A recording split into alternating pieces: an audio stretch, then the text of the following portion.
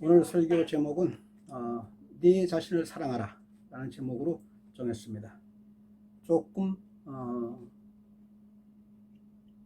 특이하죠? 제목이.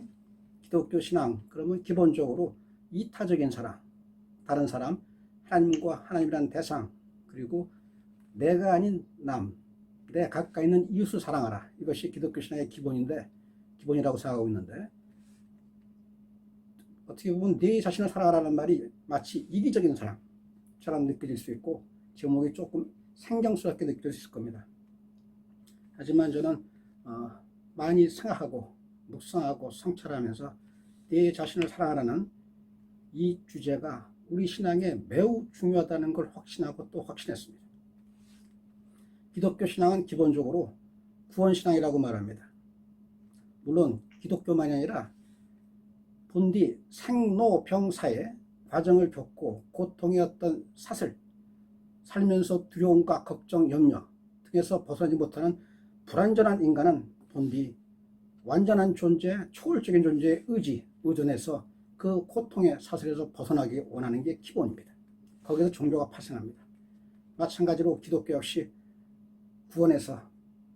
기독교 신앙의 핵심 역시 구원에서 벗어날 수 없습니다.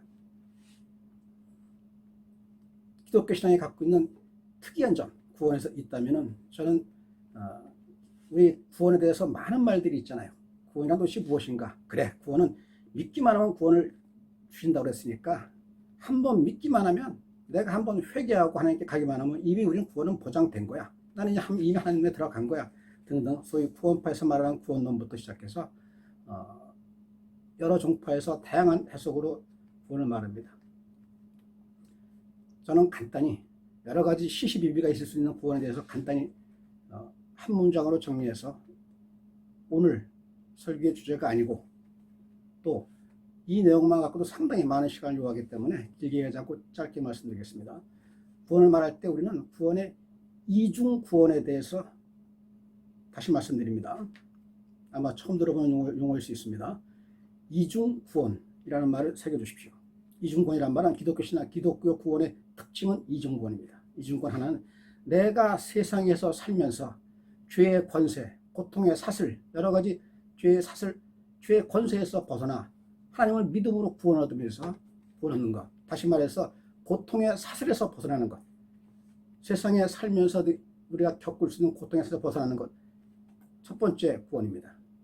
두 번째, 내가 세상의 삶을 마감하면서 마지막으로 이제는 영원한 생명, 내가 예수 그리스도를 믿음으로 말미암아 그분이 우리에게 약속하신 그 영원한, 그분이 우리에게 주신 그 은혜로 말미암아 우리가 영원한 생명을 얻는 그 구원. 다시 말씀드립니다. 영원한 생명이란 말은 여기서 길이만 긴 거, 길이만 forever로서 말하는 게 아니라 여기서 말하는 영원한 생명은 온전한 생명, 완전한 생명, 지극히 행복한 그 삶을 말하는 것입니다. 기독교의 구원은 이중구원이다 라는 말 새기시고, 구원이란 무엇인가라고 말할 때 어느 하나에 치우쳐서 말하는 게 아니라 두 개를 동시에 생각해서 하는 어떤 파악이 중요하다고 생각합니다. 그렇습니다. 그리스도의 구원, 이중구원이 구원은 간단하고 명료하게 말합니다. 너희가 믿음으로 말미암아 구원을 얻으리라고 말합니다.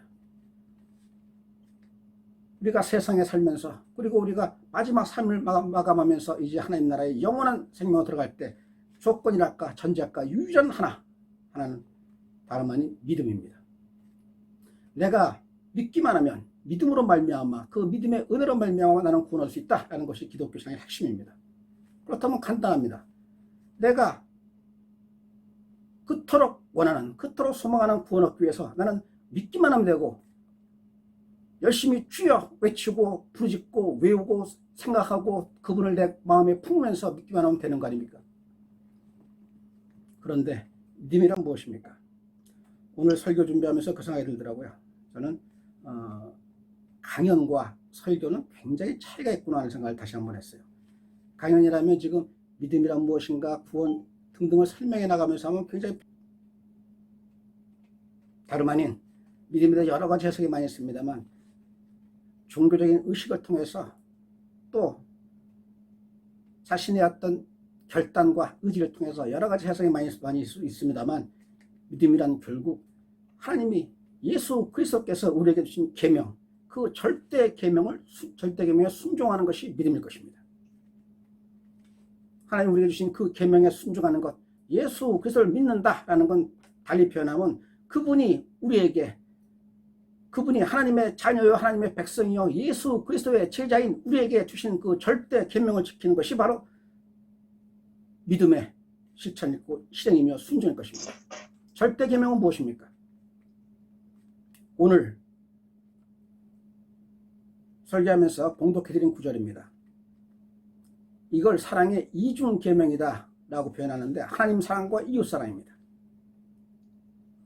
하나님 사랑과 이웃 사랑 두 가지만 온전히 실행하면 율법사가 예수께 묻습니다. 율법에 그렇게 무수히 많은 계명들이 있는데 그 중에 가장 큰 계명 하나만 정하면 무엇입니까? 라고 할 때 예수께서 잠시 거침도 없이 말씀하십니다. 하나님 사랑과 이웃 사랑이다. 내가 마음과 뜻과 힘을 다하여 하나님을 사랑하라. 그리고 내 이웃을 내 자신까지 사랑하라. 이 두 가지 계명은 두 가지 율법을 하나로 묶어서 이것이 하나님의 절대 계명이다 라고 말씀하신 겁니다. 그래요. 모르는 사람이 없습니다. 사랑의 이중 계명. 기독교는 사랑의 종교라는 말에 대해서 아무도 부정하지 않습니다. 그런데 우리가 사랑으로 믿음으로 말미암아 구원 얻기 위해서 그 믿음의 조건이요 실행인 그 사랑을 실천하기 위해서 그렇습니다. 우리가 믿음의 전제고 절대 조건인 사랑을 행함으로 우리가 구원 얻을 수 있다고 하는데 가장 먼저 그렇다면 우리는 사랑이 무엇인가? 기독교에서 말하는 예수께서 말씀하신 그 사랑이 무엇인가에 대해서 우리는 분명한 깨달음 그리고 분명한 이해가 있을 것입니다. 기독교 사랑은 어떤 사랑입니까? 사랑이라는 말에 대한 사전적인 정의는 다름 아닌 다른 대상에 대한 다른 사람, 다른 대상에 대한 좋은 감정이다 이렇게 표현합니다. 일반적인 사전적인 정의입니다. 흔히들 자신의 감정과 의지 이걸 사랑으로 표현합니다. 그런데 기독교에서 말하는 사랑의 본질은 섬김입니다. 내가 너에게 대한 좋은 감정하는 사전적인 정의를 뛰어넘어서 기독교 신앙에서 말하는 그 사랑의 본질은 내가 낮아져 너를 섬기는, 내가 낮아져 너를 높여주는, 내가 섬김을 받으러 온 것이 아니고 섬기러 왔다고 말씀하신 예수 그리스도의 말씀대로 너를 섬기는, 내가 아닌 너를 섬기는 것이 기독교 사랑의 기본입니다. 그 기본에 대해서 예수께서 하나님 사랑과 이웃 사랑만 할 때 두 가지를 말씀하셨습니다. 너는 마음과 뜻과 정성을 다하여 또는 마음과 뜻과 정성과 힘을 다하여 하나님을 사랑하라고 말씀하셨습니다.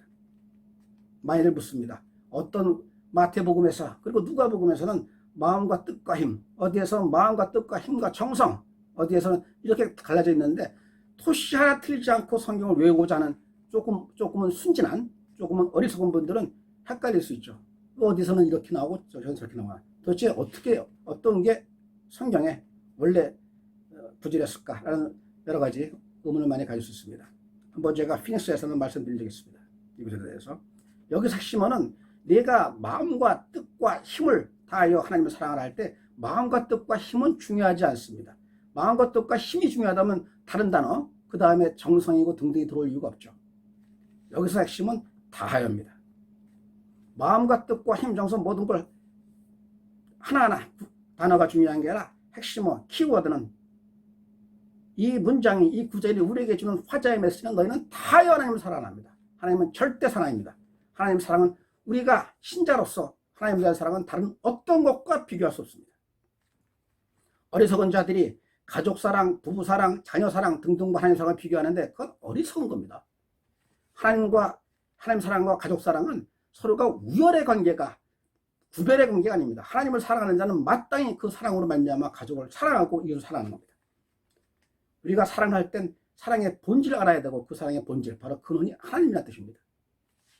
여기서 핵심은 다하여라는 말 강조해서 말씀드렸습니다. 두 번째, 오늘 설교와 바로 연결되는 구절입니다. 너는 네 이웃을 사랑하라. 우리는 이 구절에서 알고 있는 건 네 이웃을 네 자신과 같이 사랑하라 라고 할 때 우리가 머릿속에 떠올리는 거, 우리에게 새겨져 있는 건 하나입니다. 너는 이웃을 사랑하라, 내 이웃을 사랑하라 라는 거에 모든 포커스가 모여져 있습니다. 그렇다, 내 이웃을 사랑하는 것, 그것이 사랑이다 라고들 말합니다. 여기서 마찬가지로 키워드, 이웃사랑에서 키워드는 다른 게 아니라 내 자신과 가치입니다. 마일이 그럽니다. 기독교 사랑은 이타적인 사랑이요 라고 말하면서 자기가 자기 자신을 사랑하는 건 매우 이기적인 사랑, 심지어 타락한 사랑, 탐욕의 사랑으로 해석하고 그릇되게 적용하는 오류가 있습니다. 그런데 오늘 성경에서 분명히 말합니다. 너는 이웃을 사랑하라, 사랑하되 네 자신과 같이 사랑하라고 말씀하십니다. 무슨 뜻입니까? 내가 내 자신을 사랑하지 않는 자는 사랑을 모르는 자입니다. 사랑을 모르는 자는 온전히 이웃을 사랑하지 못합니다. 저도 여러분도 마음에 새기십시오. 우리가 모든 것의 사랑의 시작, 출발, 중심은 다름 아닌 자기 자신에 대한 사랑입니다. 돌이켜보십시오. 여러분이 진정 여러분 자신을 사랑하고 있습니까? 저도 저에게 묻겠습니다. 내가 나 자신을 사랑하고 있는가? 이 사랑을 말할 때 우리는 착각하면 안 되는 중요한 전제 조건이 있습니다. 사랑은 자랑이 아닙니다. 자기 자랑과 자기 사랑은 우리는 구분할 수 있어야 합니다. 자기 자랑은 내가 지닌 것에 대한 자랑입니다. 내가 지닌 것은 다른 사람보다 비교 우위에 있는 것에 대한 과시입니다. 내가 지닌 지식과 내가 지닌 재력과 건강과 가문과 명예와 지위와 이 모든 것, 이것을 드러내 보이고 싶은 것이 자랑입니다. 예수께서 말씀하십니다. 너희는 사랑하되 사랑할 수 없는 것, 없는 자까지 사랑하는 거 말씀하시면서 이렇게 말합니다. 사랑할 만한 자를 사랑하는 것, 그것은 무슨 소용이냐? 그것이 무슨 우리 그리스도의 성도의 사랑이겠느냐? 그거는 세리나 죄인도 전부 다 하는 그런 사랑이 아니더냐? 너희는 세상에 지극히 작은 자까지 사랑하라. 차별 없이 사랑하라. 지극히 작은 자 사랑하라고 말씀하십니다. 그렇습니다. 아까 기독교에서 말하는 사랑이란 다름 아닌 나의 감정과 의지를 넘어서 섬김이라고 말씀드렸습니다. 기독교 사랑의 다른 정의는 섬김입니다. 그 섬김은 다름 아닌 내 다른 대상을 높여주는 거고, 다른 일을 섬기는 게 아니라 심지어 지극히 작은 자, 어떤 자입니까? 예수께서 말씀하십니다. 헐벗은 자, 굶주린 자, 병든 자, 옥에 갇힌 자, 심지어 헐벗고 굶주리고 세상에 가난해서 멸시당하고 초롱당하고, 또 어찌 보면 이 가난과 궁핍과 고통 모든 건 우리 성경의 기본적인 해석에 따르면 죄의 권세에 갇힌 자입니다. 다시 말해서 죄인일 수 있습니다. 성경적인 관점에서. 그럼에도 불구하고 예수께서 단호하게 말씀하십니다. 세상에 지극히 작은 자, 그를 사랑하는 게 나를 사랑하는 거라고 말씀하십니다. 하나님을 다하여 사랑하라고 할 때 말씀하신 바로 그 예수께서 말씀하십니다. 너희가 나를 사랑하냐? 나를 사랑하면 다른 것이 아니라 세상에 지극히 작은 자를 마치 나처럼, 너희가 나를 사랑하여다 고백했던 바로 그대로 나처럼 사랑하라고 말씀하십니다. 그대로 적용됩니다. 내 자신을 사랑하라고 할 때 그 사랑은 자기 자랑, 내가 지닌 것, 내가 가지고 있는 모든 것, 그 모든 게 물론 은혜일 수 있습니다. 여러 차례 강조해 말씀드렸습니다만 세상의 재물, 지식, 실력, 가문, 건강, 이 모든 것은 그 자체로 은혜다 아니다라고 말할 수 없습니다. 가치 중립입니다. 그게 어떻게 쓰여지느냐, 하나님 뜻에 합당하게 쓰여지냐 할 때 그것은 선한 도구로 하나님의 놀라우신 은혜입니다. 반면에 내가 지닌 그것이 하나님 뜻에 어긋나서 오히려 하나님 뜻에 배역하는 것이라면 그것은 나에게 주어진 게 은혜가 아니라 도리어 심판의 도구가 될 수 있습니다. 우리가 소유한 것, 그 모든 것이 하나님 뜻에 합당한 게 무엇인가 새겨보고 우리가 한번 깊이 성찰하면서 우리가 지닌 것은 감사로 나아갈 것입니다. 반면에 자기 사랑은 차원이 다릅니다. 내가 있는 것을 드러내 과시하고 자랑하고 감사나이다 입으로 되는 거기서 멈추는 게 아니라 세상에 지극히 작은 자를 사랑하는 게 진정한 사랑이라고 말씀하셨던 것처럼 내 안에 있는 지극히 작은 자신을 사랑할 수 있어야 합니다. 가진 게 없습니다. 건강하지도 않습니다. 돌이켜보면 자기 자신에 있는 많은 상처들이 있을 수 있습니다. 사람마다. 어렸을 때 겪었던 상처, 또 어렸을 때 겪었던 열등감, 내가 지지 못했던 것, 다른 사람과 달리 소유하지 못했던 것, 또 내가 겪었던 경험 때문에 쌓인 나의 상처, 외로움, 슬픔, 절망, 그래서 내 안에서 숨조차 쉬지 못하고 숨어있는 자신이 있습니다. 돌이켜보십시오. 저에게는 분명히 있습니다. 그리고 있었습니다. 깊은 상처가 있었고 그 상처는 저에게 굉장히 큰, 상처는 반드시 필요합니다. 역설적으로. 상처가 없이, 아무런 상처가 없이 온 사람은 그 가는 길은 오히려 교만으로 말미암아 패망으로 갈 수 있습니다. 문제는 그 상처가, 그대로 상처가 있을 때 상처에는 무서운 독을 품습니다. 내 안에 그 상처로 말미암아 겉으로는 드러내지 않지만, 표현하지 않지만, 고백하지 않지만 그 상처가 있을 때 내 마음에 있는 깊은 좌절과 절망과 슬픔과 외로움 등이 깔려있을 때 우리는 온전히 다른 사람을, 자기 자신을 사랑하지 못할 뿐만 아니라 온전히 다른 사람을 사랑하지 못합니다. 왜냐하면 그것이 바로 죄의 사슬이기 때문입니다. 그렇습니다.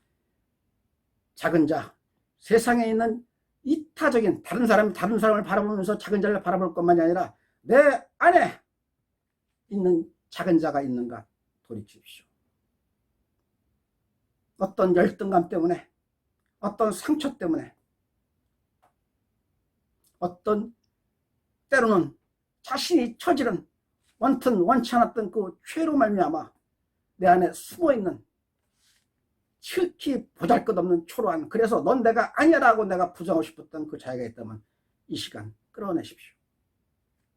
그리고 위로해 주십시오. 그렇게 초라한 자신이 진정한 자신의 모습입니다. 진정한 자신의 모습일 뿐 아니라 그 자신 안에 있는 그 초라한 매우 작은 그 존재는 지금 울고 있습니다. 다름 아닌 나에게, 여러분 그 자신에게 위로받고 싶어 하고 있습니다. 따뜻하게, 그래, 슬프지, 아프지, 괴롭지, 내가 너를 위로할게, 너는 나야 라고 하면서 다가가야 합니다. 추상적으로 들리십니까? 아닙니다. 자신의 모습, 자신의 내면을 들여다볼 수 있는, 이제 이 줌을 통해서 만나는 우리들은 이제 전부 다 그 나이나 삶의 경험이나 등등 모든 것들이 한번 깊이 점검할 때입니다. 사랑을 알기 위해선 자기 자신부터 사랑할 수 있어야 되고, 자기 자신을 사랑하기 위해선 내 안에 있는 작은 자가 있는지를 한번 돌이켜보고, 그 작은 자가 내 안에서 숨도 쉬지 못하고 너는 내가 아니야라는 나 자신으로부터도 부정당하고 멸시당하면서 숨어있지 않는지, 척이 웅크리고 울고 있지 않는지 돌이켜보고 다가가서 끌어내 주십시오. 이제는 그럴 때입니다. 위로받고 그 안에서 내가 그 상처로부터, 아픔으로부터, 고통으로부터 위로받을 때, 그때 진정 우리에게는 마음의 평안이 깃들 것입니다. 제가 감히 그 단계에 들었다고 말씀드린 것도 아니고, 또한 그 일이 그리 간단하리라고 말씀드리는 것도 아닙니다. 그럼에도 불구하고 우리가 진정한 사랑, 온전한 사랑, 순전한 그 사랑을 우리가 하기 위해서는 우선 사랑을 알아야 하고, 사랑의 본질을 알아야 되고, 그 사랑의 시작은 자신입니다. 그래서 예수께서 말씀하십니다. 네 자신같이 사랑하라. 동시에 말씀하십니다. 지극히 작은 자를 사랑하라. 우리는 내 안에 있는 작은 자를 사랑하는 그 사랑으로부터 주께서 우리에게 주시는 계명, 하나님 사랑과 이웃 사랑으로 나아가 마침내 하나님 나라의 영원한 생명의 구원을 얻는 그 은혜, 영광의 그 자리까지 나아가야 할 것입니다.